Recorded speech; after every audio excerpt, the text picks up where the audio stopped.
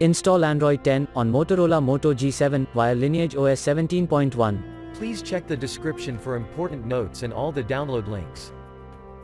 First, download ROM and GApps packages, then transfer the downloaded files to the phone storage. Link is in the description below. Step 2. Boot your device into TWRP recovery. Once in TWRP, click on Wipe, Advanced Wipe, and select the check boxes, as shown in the image, excluding internal storage. Step 4. Swipe the button to wipe the device.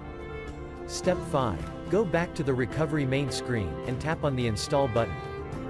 Step 6. Navigate to the storage, and select the ROM zip file. Step 7. Finally, swipe the button on the screen, to install ROM file. Step 8. Flash the GApps zip package, in the same manner.